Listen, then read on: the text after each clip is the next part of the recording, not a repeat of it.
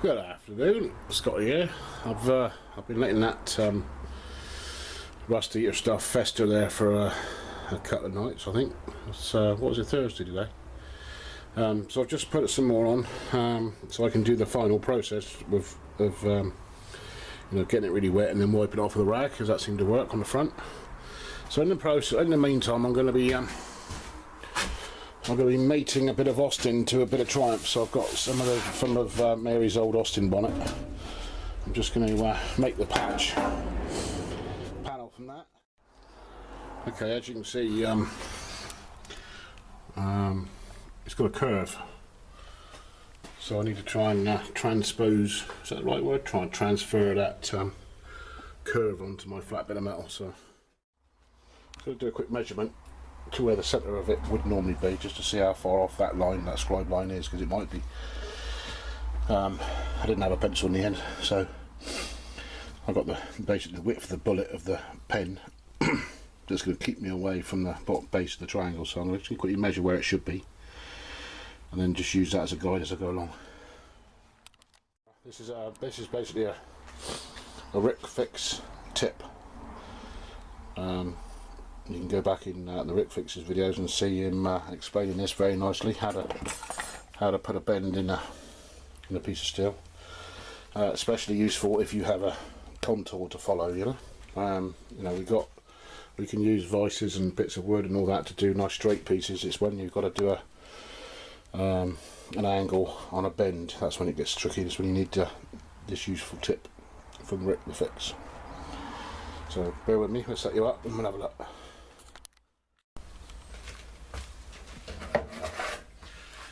I've just got my old Faithful and a bit of a cold chisel. I was using that for something, but probably something it wasn't supposed to be used for, so it's got some tape around it, but I'm not too fussed about taking it off. Yeah, so I've checked it against the actual angle on the car, and I just need to step the other side of the drawn line, so that's what we're going to do.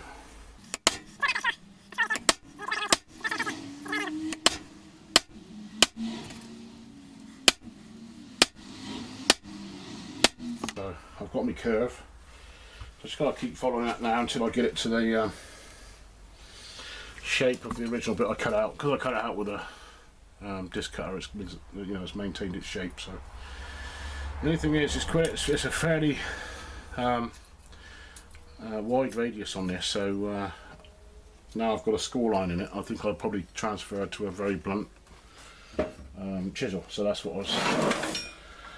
I don't want a sharp line in it because the original didn't, so I've got this one that can you see that I've ground down in the past for helping me put bearings in. So we'll just transfer to that and then continue on until we've got the shape.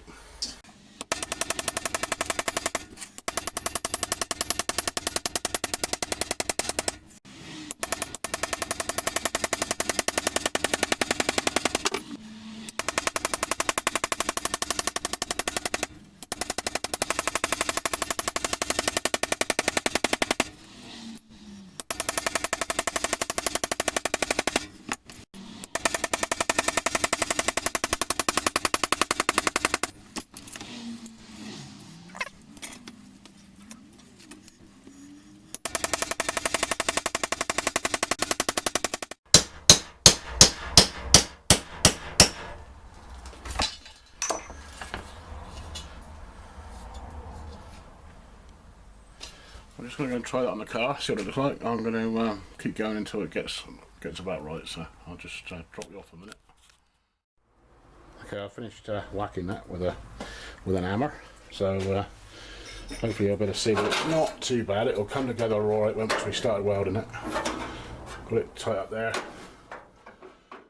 that's going to work out okay. You see that? Yeah, I can see it. So yeah, that'll be a job for tomorrow night now. Friday night now. We've got some weld through primer, zinc rich, and we've done inside the hole and on the back of the plate. So hopefully that'll slow things up a little bit. Yeah, so we'll let that have a nice time to dry off, and then we can make a start of welding the arms then. So that'll be next. Bit of welding, splash some sparks around. I'm just going to get it in the corners down here first, because that's where it needs to fit the best. The back end is quite tight to there, so it's going to be a mixture between grabbing hold of this piece and the bottom piece, I think. We'll see how it goes, but yeah, for me, for the moment, it's just important to get it in the corners. We're going to be doing the short tack, miss a space, short tack thing. So, alright, see you in a bit. Okay, just filling in the gaps now, dot to dot.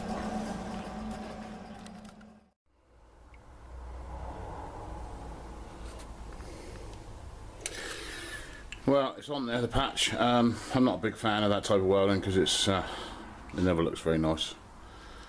But anyway, the patch is solid. It's as you can tell. Yeah, so gonna grind that up. I'm not gonna worry too much. It's behind the dashboard. It's behind all sorts of stuff. So, but it is solid now and safe. I dearly want to get this blooming bulkhead finished, but at the end of the day, I suppose it's still got to be done. So, thank you, Keith. Leiden in Spain. Yeah, gun gum. It was the stuff that we used to use back in the day. Yellow tin, if I remember. Gum. Or was it? Yeah, gum. And it was used in a lot of the British cars as a sealer. Sort of a bit, I don't want to say this, but bitumised rubberised bitumen, one of those sort of things, that sort of stuff anyway. And it was really good in that, you know, but no doubt this modern stuff's going to be better. I do see that the Morris 1000 repairers, they've got their own sort of version of it, so I might buy some of that. You could buy it on a roll and just stick it on, so that might even be easier instead of having to tape it off, and you know. Anyway, stop rabbiting on. Silly old fart.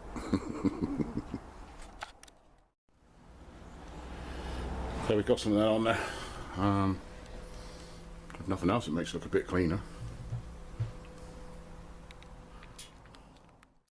Seam sealer. Yeah. And then years later, all taped off, ready to seam seal.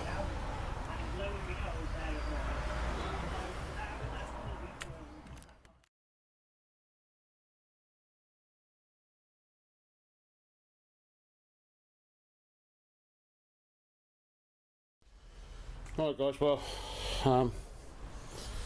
this is it for me today. I'm pooped. Yeah, seems to be doing alright, so that's okay.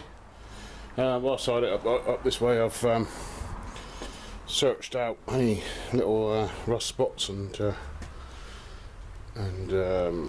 wire wheeled them and treated them and scotch brighted them and ground them and treat them again, and now I've just covered them with some of that self-etching primer. So like I say, that's it for me. It's nice and warm now today. It's maybe today about 17 degrees, 20 to 21 degrees centigrade. It's Father's Day tomorrow in the UK, you chaps, so any of you lot have forgotten, now's your chance. See you later guys.